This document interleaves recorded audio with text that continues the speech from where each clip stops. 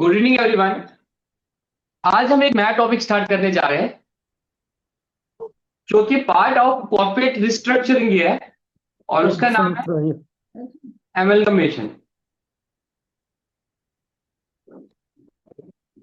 आपके सिलेबस में ये दो तीन टॉपिक्स करके है, एमलगमेशन, टेक ओवर, मर्जर, ऐसे करके है। बट अभी हम इसको आज समझने के लिए वर्ड लिखेंगे एमलगमेशन। और दूसरा चीज इसको मैं अगर आपको याद रखना है, जिसमें मैंने आपको कल पढ़ाया था इंटरनल रिकंस्ट्रक्शन, अभी हम इसको दूसरा नाम देंगे एक्सटर्नल रिकंस्ट्रक्शन।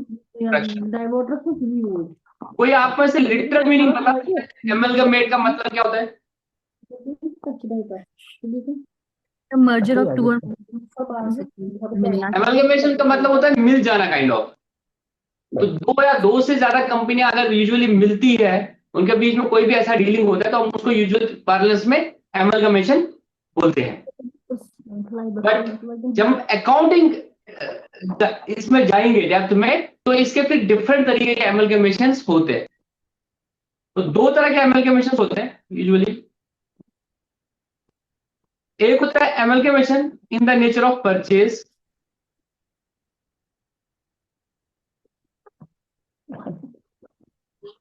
और दूसरा होता है amalgamation in the nature of, कोई बता पाएगा,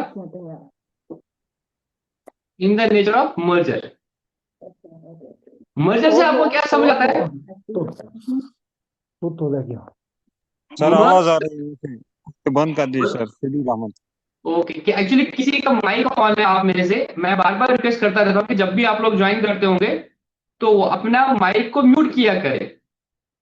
मैं यही करने बैठूंगा तो क्लास उसी में निकल जाएगी। हाँ, जब आपको बोलना है, मैं कुछ पूछता हूँ, आपको उसका रेस्पॉन्ड करना है, तब अनम्यूट करके बता दीजिएगा, फिर दोबारा से म्यूट कर दीजिएगा। जब हम बोलते हैं मर्ज करना, मर्ज का मतलब क्या होता है? मिला लेना। तो मर्जर में क्या होगा? दो कंपनियां आपस में मिल जाती है। परचेज में क्या होता है? परचेज में क्या होता है?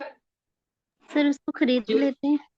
परचेज में यूजुअली टेक ओवर होता है, एक कंपनी दूसरी कंपनी को खरीद लेती है। मर्जर में वो दोनों एक दूसरे के साथ मिल जाते हैं। ये इनका टेक्निकली अगर आप इनका डेफिनेशन को समझोगे तो मर्जर में क्या होता है?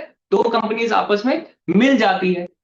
और टेक ओवर, परचेज में क्या होता है? यूजुअली टेक ओवर होता है एक कंपनी का दूसरी कंपनी के साथ। ठीक है यहां तक?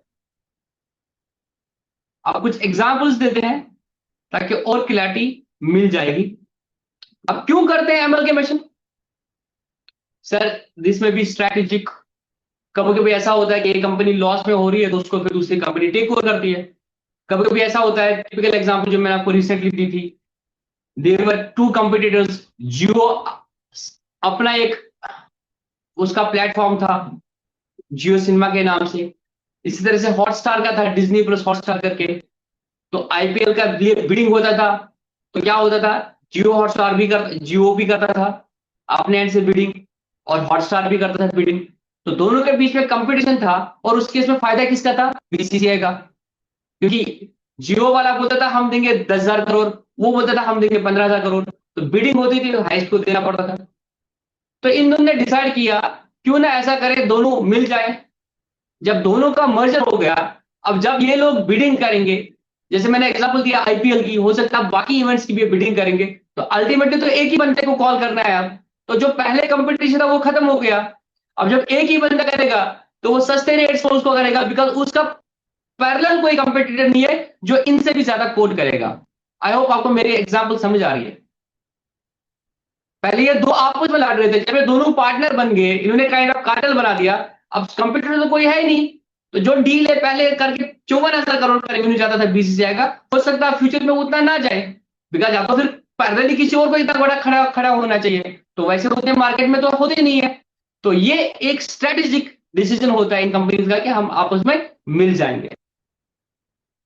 तो इसको हम बिजनेस पार्टनरिंग बोलते हैं, कॉर्पोरेट मैरिज भी इसको बोलते हैं, और स्ट्रेटेजिक अलायंस भी इसको बोल देते हैं। ठीक है यहां तक? तो लॉजिक आपको समझ आया क्यों ये एमलगेमेट हो पाएंगे, होते हैं। और बहुत हद तक हम देखते हैं बहुत सारी कंपनीज का ये एमलगेमेशन मर्जर चलता रहता है। इवन कॉर्पोरेट्स में देयर इज दिस डिपार्टमेंट जिसको हम बोलते हैं एमएनए डिपार्टमेंट। कॉर्पोरेट्स में एक डिपार्टमेंट ही होता है जिसको बोलते हैं MNA department, that is merger and acquisition. जिनका यही काम होता है कि भाई किस कंपनी को एक्वायर करना है, क्या चीजें करनी है। हमारी कंपनी में ऐसे डिपार्टमेंट होते हैं जिनका यही काम होता है मर्जर एक्विजिशन, क्योंकि हम सरकारी कंपनी तो हमारे उसमें उतने नहीं होते, बट प्राइवेट में ये बहुत कॉमन है कि भाई हमें आगे जाना है तो किस कंपनी को एक्वायर करेंगे, किसके साथ मर्जर करेंगे, तो ये बहुत कॉमन होता है। अब वो तो ठीक है, कंपनीज में हो जाएगा। हमारा क्या काम है, हम अकाउंटेंट है, हमारा काम क्या है, अकाउंटेंट है। ये डिसीजन मेकिंग कंपनी में हो सकता है फाइनेंस वाले बंदे लेंगे, हो सकता है कि नॉन फाइनेंस वाले जो बाकी लोग हैं, एमबीए वाले हैं जो कंपनी को चला रहे हैं, एग्जीक्यूटिव है, सीईओ सीएफओ, वो डिसीजन ले ले, सीएमडी ये डिसीजन लेके कैसा करना है। बट एज अकाउंटेंट हमें क्या करना है, हमें ये देखना है कि भाई ऐसा तो नहीं है बुक्स ऑफ अकाउंट्स में कुछ चेंज करनी है, क्योंकि हम एज अकाउंटेंट यहाँ पे देखने कि हमें एज एन अकाउंटेंट क्या रोल होगा अगर ये मर्जर एक्विजिशन ये सब चीजें हो जाएंगे। आई होप आपको एमलगेमेशन का लॉजिक समझ आया और एमलगेमेशन का मीनिंग आपको समझ आ गया। अब थोड़ा और टेक्निकल लिटरेसीज में जाएंगे। अगर दो कंपनियां या दो से ज्यादा कंपनियां आपस में मिलती है, अच्छे से समझना, अगर दो कंपनियां या दो से ज्यादा कंपनियां आपस में मिलती है उसको बोलते हैं एमलगेमेशन। क्या बोलते हैं, amalgamation.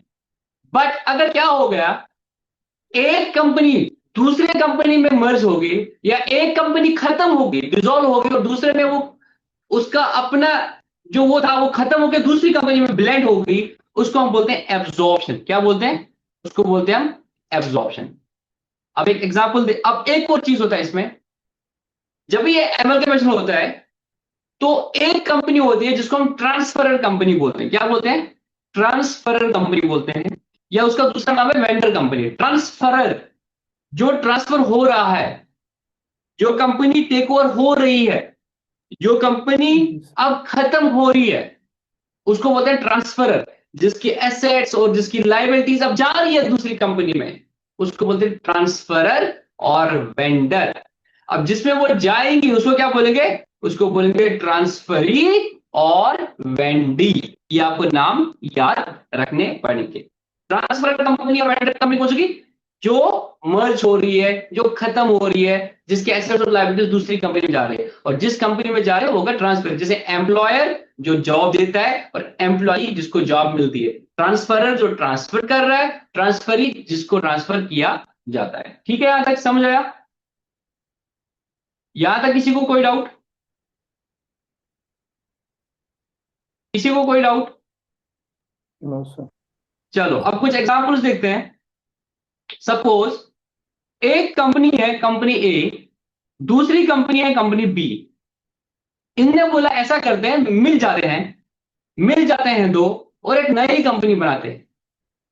Example, there was this company Jio, there was this company Hotstar, they decided to amalgamate and form a company Jio Hotstar. Jio plus Hotstar is equal to Jio Hotstar। एक दूसरी सी कंपनी ने बना दी, तो A plus B is equal to C। यहां पे क्या हो गया, अब A और B जो है ये कहलाई जाएंगे ट्रांसफर कंपनी। A ने अपने सारे एसेट्स और लायबिलिटीज C को दे दी, B ने अपने सारे एसेट्स और लायबिलिटीज C को दे दी, एक नई कंपनी बना दी गई C।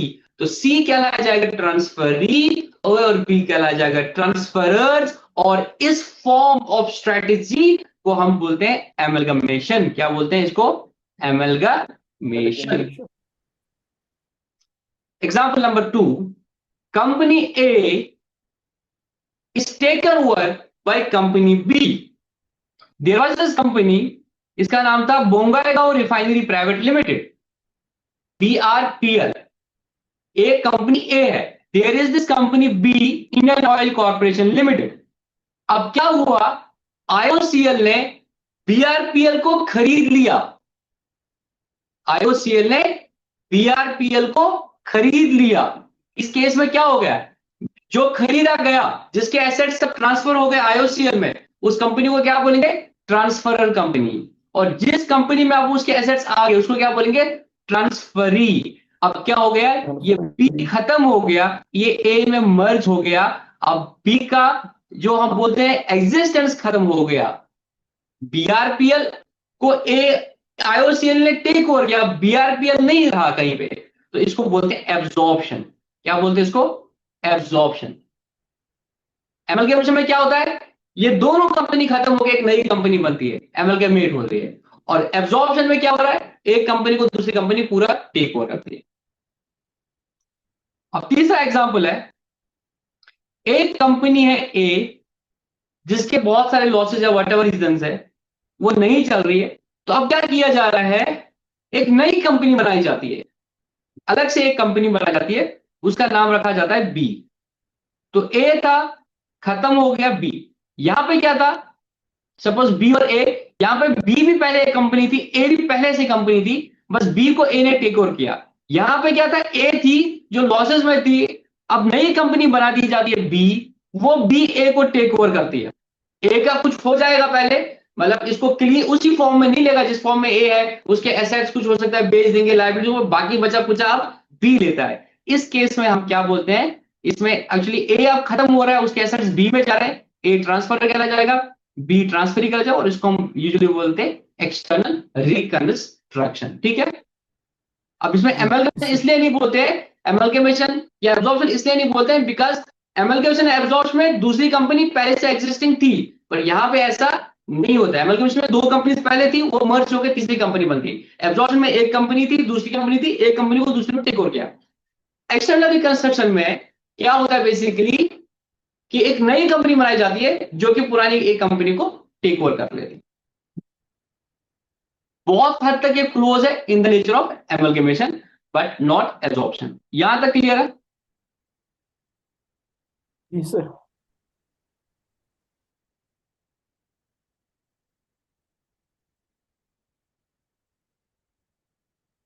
अब देखो, जब मैंने आपको एमलगेमेशन बोला, जब हम अकाउंटिंग करेंगे एमलगेमेशन में, तो आपको दो चीज याद रखनी है, in the nature of merger हो सकता है, in the nature of purchase हो सकता है।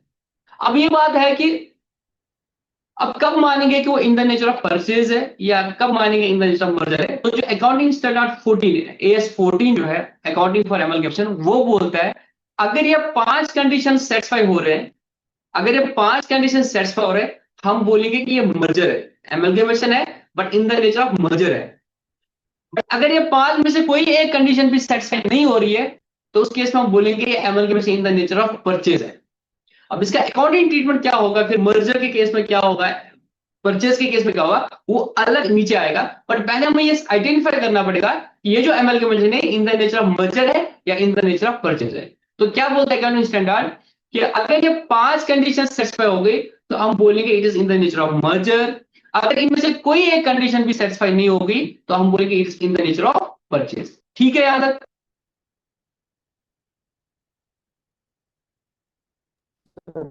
अब देखो, डेफिनेशन से ही आपको समझ आएगा, मुझे कुछ एक्स्ट्रा बताने की जरूरत नहीं है। बोलते amalgamation in the nature of merger is an amalgamation where there is a genuine pooling not only of assets and liabilities of the transfer and transferring company, but also of shareholders interest and of the business of the companies। जहां पे ऐसा हो रहा है कि जो transfer company है, उसके सारे एसेट्स, उसकी सारी लाइबिलिटीज ट्रांसफरिंग कंपनी में ट्रांसफर होती है, और जो ट्रांसफर कंपनी के शेयर होल्डर्स है वो अब ट्रांसफरिंग कंपनी के शेयर होल्डर्स बन रहे हैं। तो उस केस में हम बोलते हैं कि ये मर्जर है, ये दोनों आपस में मर्ज हो गए, ये बिजनेस एक साथ करने जा रहे हैं। जहां पे ऐसा नहीं है, वहां पे क्या हो रहा है, दूसरा जो था उसके शेयर होल्डर्स को पैसे दिए जा रहे हैं, अल्लाह अल्लाह खैर सलाह, अब तुम्हारा हमारी कंपनी में कोई लेना देना नहीं है। उस केस में वो in the nature of purchase होता है। जब मैंने सपोज जियो हॉटस्टार की बात बता दी, अगर उसका हम अभी देखेंगे ये डेफिनेशन के हिसाब से, that is in the nature of merger. Jio Hotstar बना दिया जाता है, उसमें जो जियो के शेयर होल्डर्स है उनको भी शेयर मिलते हैं, ऑब्वियसली अंबानी सर वो सब जैसे हमने कल देखा था, और हॉटस्टार जो थे उनको भी शेयर्स मिलते हैं ऐसे। तो जियो हॉटस्टार पे इन शेयर होल्डर्स को भी मिलता है, और इन शेयर होल्डर्स को भी शेयर्स मिलते हैं उसमें से। और पूरा जियो का अपना जो भी ये इसमें टेलीकॉम टेलीविजन में जो भी इसमें ये उनका एंटरटेनमेंट इंडस्ट्री में जो भी इनका एसेट्स लायबिलिटीज थे, वो सारे मिलके जियो हॉटस्टार में चले जाते हैं, उनके भी सारे एसेट्स लायबिलिटीज उसमें चले जाते हैं। तो बेसिकली ये दोनों क्या हो रहे हैं, मर्ज कर रहे हैं आपस में, और बिजनेस को आगे ले रहे हैं। तो यहाँ पे मर्जर हो रहा है।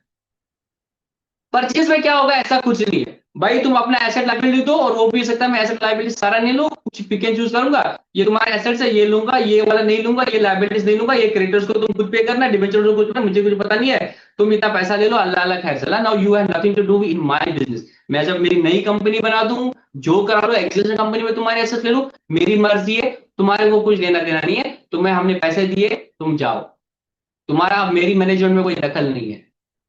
सर टिपिकल एग्जाम्पल हुआ BRPL being taken over by IOCL, उसके शेयर होल्डर्स को पैसा दिया, जो दिया, तुम अपना जानो क्या है, तुम्हारा अब हमारी कंपनी में कोई लेना देना नहीं। That is in the nature of purchase. ठीक है, परचेज में अकाउंटिंग एंट्री अलग होती है, मर्जर में अलग होती है, वो हम बाद में पढ़ेंगे। ठीक है, तो मर्जर में बेसिकली क्या होता है, पूलिंग ऑफ इंटरेस्ट होता है। अब वो 5 चीजें क्या है जो सेटिस्फाई होनी चाहिए, हम बोलेंगे मर्जर है, उनको एक एक करके डिस्कस कर लेते हैं। पहला चीज, all the assets and liabilities, all the assets and liabilities of transfer company become after amalgamation the assets and liabilities of transfer company। मतलब पहली बात, अगर उस ट्रांसफर कंपनी के सारे एसेट्स और सारी liabilities are being taken over by the transferring company, this is an indication कि ये मर्जर है। कंडीशन नंबर 2, सारे एसेट्स और सारी लाइबिलिटी तो चले गए इसमें, ठीक।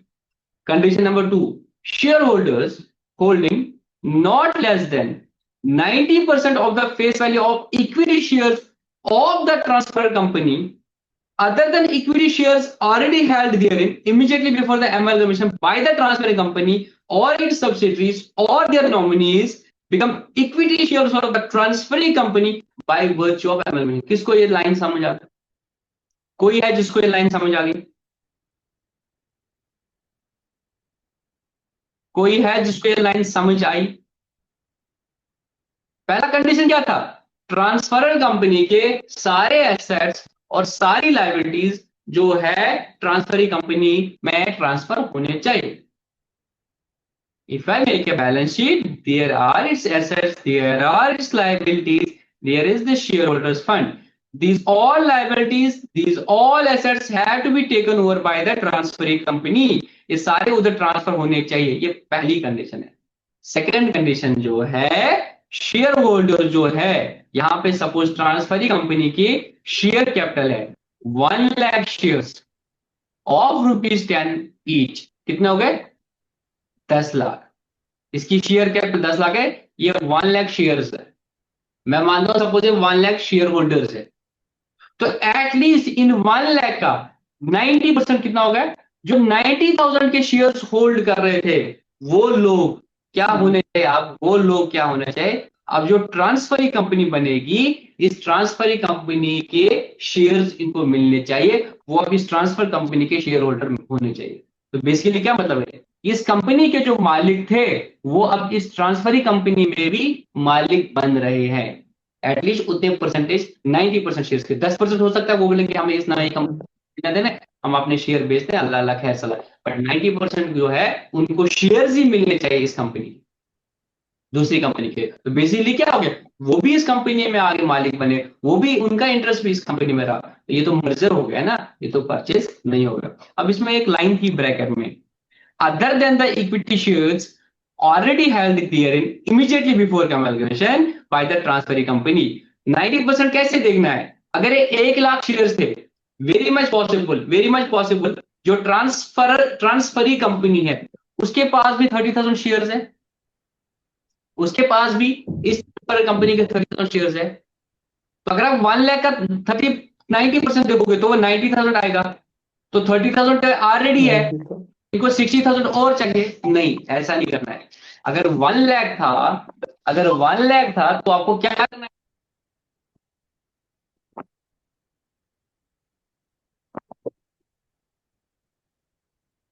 बचा 70,000। अब ये 70,000 कौन बचे, जो एक्सटर्नल थे, बाकी जो एक्सटर्नल शेयर होल्डर थे other than the transferring company, इसके 90% दैट इज एटलीस्ट 63,000 शेयर जो है, 63,000 शेयर जो है वो जिन भी लोगों के पास था, इतने परसेंटेज ऑफ शेयर होल्डर जो थे वो अब नई कंपनी जो है, जो ट्रांसफरिंग कंपनी है, जो बची हुई कंपनी है, उसके शेयर होल्डर्स बनने चाहिए। जब वो उसके शेयर होल्डर्स बनेंगे मतलब वो भी उस कंपनी में इंटरेस्टेड है और वो भी उस कंपनी में अब काम, मतलब उन काम में इन्वॉल्व है, उस बिजनेस के उतने हिस्से के मालिक है, तो बेसिकली क्या हो रहा है, ये काम का मर्जर हो रहा है। तीसरा चीज, the consideration for the amalgamation received by those equity shares. ये जो इक्विटी शेयर होल्डर अब थे ट्रांसफर कंपनी के, ये जो मैंने बात कर दी, सपोज ये 63,000, ये जो शेयर होल्डर्स अब उस ट्रांसफर कंपनी के थे, इनको अब ये बोल रहे हैं कि अब हम ट्रांसफर कंपनी के इक्विटी शेयर होल्डर बनेंगे, फाइन।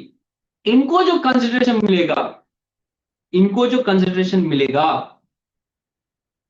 वो सिर्फ in the form of equity shares मिलेगा। अगर इनको कैश दिया जा रहा है तो ये मर्जर नहीं है, ये परचेज है।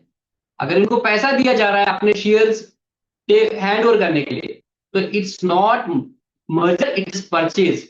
बेसिकली इनसे शेयर्स खरीदे जा रहे हैं, नहीं, इनको बस बोलते हैं कि तुम ये शेयर वापस दे दो, तुम्हें हम नए शेयर इश्यू कर रहे हैं हमारी कंपनी में। तो यहां पे मर्जर हो रहा है, क्योंकि नॉमेनक्लेचर चेंज हो रहा है, नई कंपनी बन रही है या नई कंपनी में अब इनको शेयर्स देने हैं। तो अगर शेयर्स ही दिया जा रहा है तो उधर का मालिक उनको बनाया जा रहा है, क्योंकि ये कंपनी अब खत्म हो रही है। Make sense, it's merger only. But आप अगर उनको पैसा दे रहे हो तो ये तो परचेज है, उन्होंने अपने शेयर्स बेच दिए आपको, तो परचेज है, वो मर्जर नहीं है। फोर्थ पॉइंट,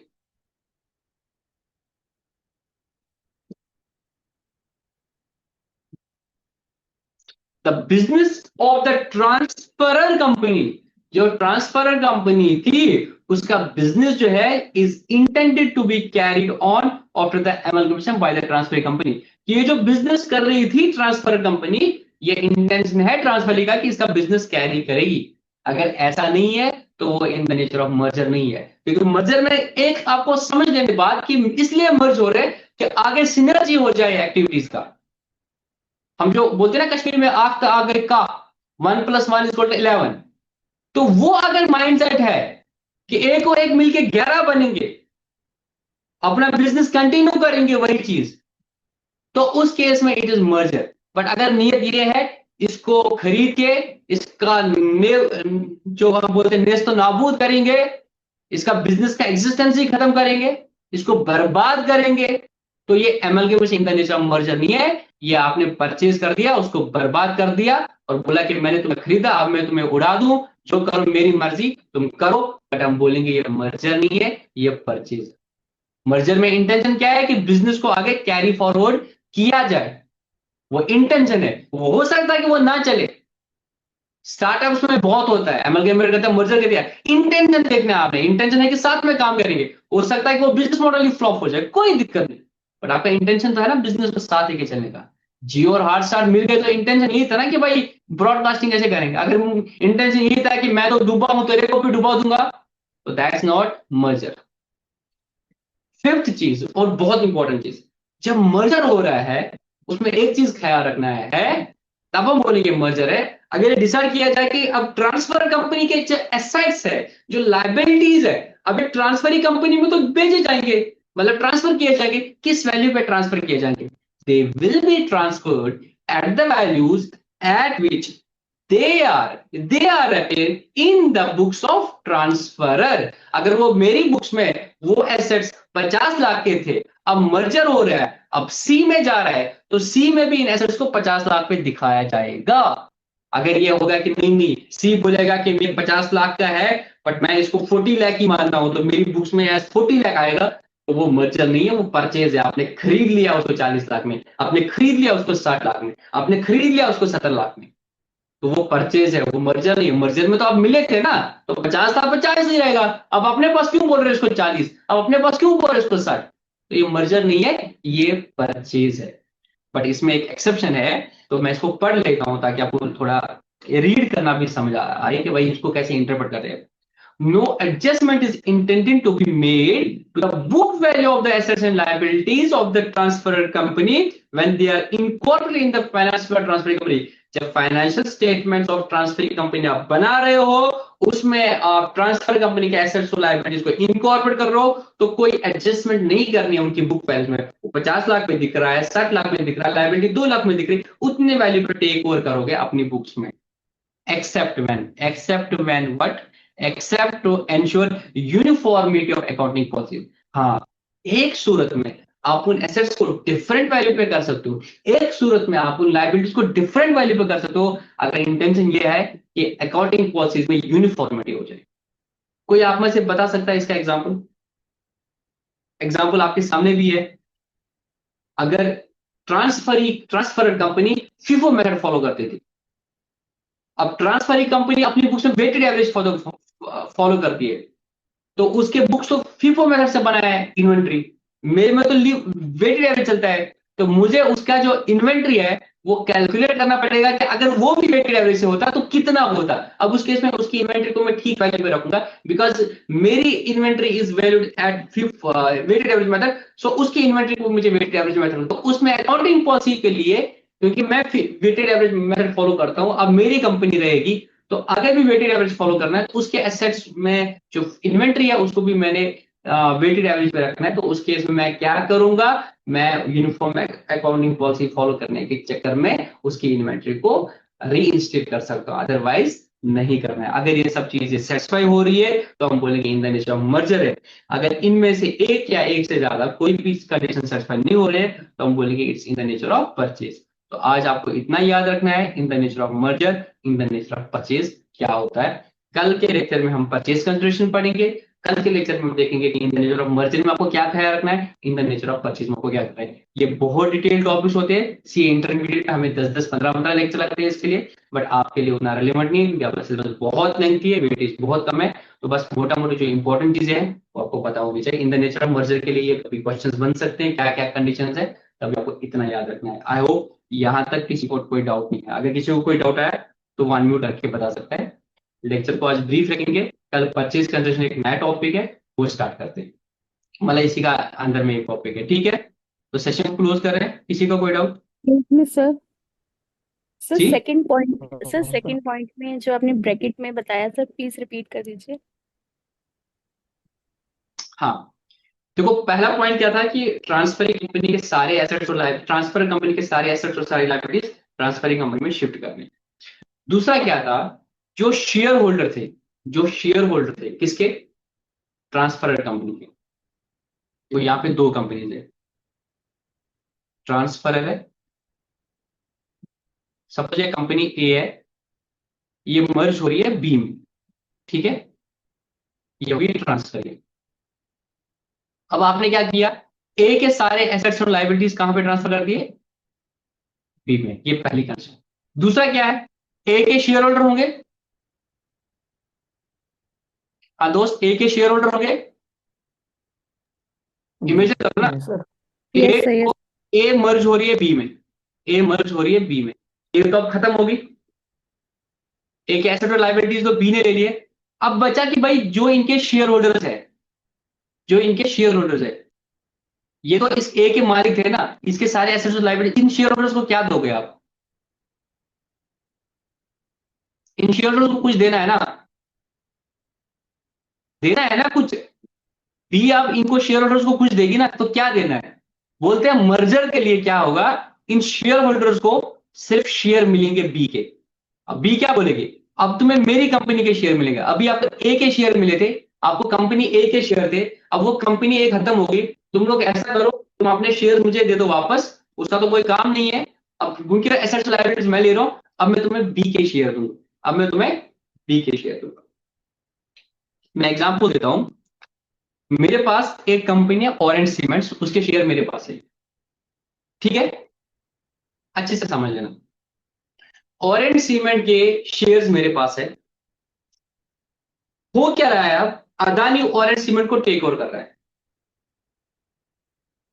अब अदानी क्या बोलेगा मुझे कि लतीफ तू ऑरेंज के जो शेयर्स है वो मुझे दे दे, मैं तेरे को अब अपनी अदानी कंपनी के शेयर दे दूं, मेक सेंस, बिकॉज अब ऑरेंज को खत्म होने वाले हैं तो मेरे पास उन शेयर्स का कोई काम नहीं है, तो मैं शेयर सर्टिफिकेट उसको दूंगा, वो अपना आरओसी में उसको दिखा देगा कि मेरे शेयर है, आपने कंपनी को खत्म कर रहा हूं, इन शेयर्स का कोई मस्त तो नहीं है। अब जो जिसके पास ऑरेंज के शेयर थे उसको मैं अपनी अदानी के शेयर दे रहा हूं। सिमिलरली यहाँ पे जो एक कंपनी अब खत्म हो रही है तो एक कंपनी के पीछे कौन से मालिक है, वो उसके शेयर होल्डर्स होते हैं जिनके पास इन एक कंपनी के शेयर्स है, जो नेट एसेट्स इसके थे, एसेट और liability net assets, they were owned by whom, they are owned by the shareholders. अब ये शेयर होल्डर्स को क्या क्या मिलेगा, मर्जर के केस में इनको अब डी कंपनी के शेयर्स मिलने चाहिए। समझ आई बात? Yes, sir. इसमें बट सर यहाँ पे आपने बोला था कि लाइक अगर सपोज आपने पहले एग्जांपल दिया था A company and B company becoming the C company in the process of merger. Hmm, तो सर यहाँ पे अभी जो आपने एग्जांपल दिया इसमें आपने बोला कि ए खत्म हो जाएगी और बी को ट्रांसफर कर दे, मतलब बी में ट्रांसफर, तो सर ये तो फिर ये दोनों वही जैसे है। मर्जर बोल सकते हैं, ए प्लस बी और सी में भी बोल सकते हैं। मैं अभी एग्जांपल देता हूँ। ये जियो है, ये हॉटस्टार है, ये जियो हॉटस्टार बना। यहां तक ठीक है? यहां तक कोई doubt? This is T1 transfer 1, this is transfer 2, ठीक है? और ये ट्रांसफर ही है यहाँ पे। कोई डाउट? No sir. जियो के सारे एसेट्स और लायबिलिटी सी में आ गए, हॉटस्टार के सारे एसेट्स और लायबिलिटी सी में आ गए। तो पहली कंडीशन सेटिस्फाई हो गई। यस दूसरी यस। दूसरी कंडीशन बोलते हैं, देखो जियो कंपनी के शेयर होल्डर्स है, हॉटस्टार के शेयर होल्डर्स है ना। कंपनी के मालिक कौन होते हैं? कंपनी के शेयर होल्डर्स। अब जब ये जियो और हॉटस्टार जब ये कंपनी थी, अब क्योंकि ये खत्म होगी, एक नई कंपनी बन गई जियो हॉटस्टार। इन शेयर होल्डर्स को क्या देगी जियो हॉटस्टार वापस में? इन शेयर होल्डर्स को क्या देगी जियो हॉटस्टार? तो बोलते हैं कि जियो हॉटस्टार कंपनी जो है वो इन शेयर होल्डर्स को क्या देगा? सिर्फ शेयर्स देगा। अपने क्या देगा? अपने शेयर। एटलीस्ट ट्रांसफर ही कंपनी के 90%। सपोज जियो के 10 लाख के शेयर होल्डर्स थे, तो 9 लाख के शेयर होल्डर्स जो थे जिनकी वैल्यू 90% थी, इनको एटलीस्ट शेयर्स मिलने चाहिए। बाकी 10% हो सकता है हमें आपके साथ काम नहीं कर रहा है, हमारे शेयर्स के अगेंस्ट में पैसा दो। 10% माइनॉरिटी हो सकती है, हम उनको बोल सकते हैं उनको आप कैश दे दो। बट एटलीस्ट जो 90% शेयर होल्डर जहां पे थे, वो अब इस कंपनी के शेयर होल्डर बनने चाहिए। यहाँ के भी 90% शेयर होल्डर्स इस कंपनी के 90%, मतलब यहाँ के 90% शेयर होल्डर जो थे उनको इस कंपनी के शेयर्स मिलने चाहिए। इट डजंट मीन वो यहाँ के भी 90% के मालिक बनेंगे, नहीं। यहाँ के 90% कैसे बनेंगे? क्योंकि टोटल तो 100 है। सपोज यहाँ पे ये 50 था, ये 50, तो इनको क्या मिलेगा? सारे नहीं आए, तो इसका 45% ये आ गए, 45 ये वाले आ गए, 50-50, बाकी को कैश दिया जाएगा। The point out here is, यहाँ पे जियो और हॉटस्टार इंडिविजुअल जो दो कंपनी थे, इनके शेयर होल्डर्स को नई कंपनी में क्या मिलेगा? पैसा मिलेगा, शेयर मिलेगा? पैसा मिलेगा, शेयर मिलेगा। पैसे परचेज हो गया, सिंपल सी बात है। समझ आई बात? Understood sir, thank you. इसमें एक कैश था, यहां पर लिखा था 90%। तो अगर जियो के 100 शेयर होल्डर्स थे, share holders holding 90% shares, 90% value में, उनको शेयर मिलने चाहिए उस कंपनी से, उनको कैश नहीं मिलना चाहिए। हाँ, 10% उनको पैसा मिल सकता है, वो बोलेंगे हमें आपके साथ काम नहीं कर सकते, और 10% डिसेंटिवाइज होते, but majority should become the share holders of that company. पर इसमें एक लाइन लिखी थी जो कि क्रिटिकल थी, other than those equity share जो ऑलरेडी जियो हॉटस्टार में थे। ऐसा बहुत बार होता है कि मैं अदानी हूं, मेरे पास ऑलरेडी उस कंपनी का 25-30% शेयर्स है, अब मैं टेक ओवर करने के लिए एक एग्जांपल देता हूं उनको, भाई आप खरीदो, आप अपना शेयर मुझे बेच, ऐसा कुछ होता है। तो जब ये मर्जर देखा जाएगा, तो जो ऑलरेडी मेरे पास वो शेयर्स थे, सपोज जियो हॉटस्टार ऐसे पहली कंपनी बनाई थी, उसके पास ऑलरेडी 20% शेयर थे जियो के, शेयर होल्डर उसके पास ऑलरेडी 20% शेयर थे जियो के। तो 100 में से पहले वो जियो में 20 जो ऑलरेडी इसके पास थे वो माइनस किए जाएंगे, बचे एक्सटर्नल शेयर होल्डर्स कितने थे? 80। 20 तो इसी के पास थे, बचे 80। इन 80 में से 90% आने चाहिए, इन 80 में से 90% आने चाहिए, 2%. except for other than the equity shares held there immediately before amalgamation by the transferring company। ठीक है यहां तक? किसी और का कोई डाउट? किसी और का कोई डाउट? जी, माला चौधरी, आपको समझ आया? Yes sir, yes. ठीक है, शबीर आपका कोई डाउट? No sir. चलो, गुड नाइट, अल्लाह हाफिज। कल के लेक्चर में परचेज मैं आज भी करा सकता है, बट परचेज कंडीशन समझने के लिए एक फ्रेश माइंड का होना बहुत जरूरी है, तो परचेज कंडीशन को हम कल करेंगे। चलो, गुड नाइट, अल्लाह हाफिज। Thank you sir.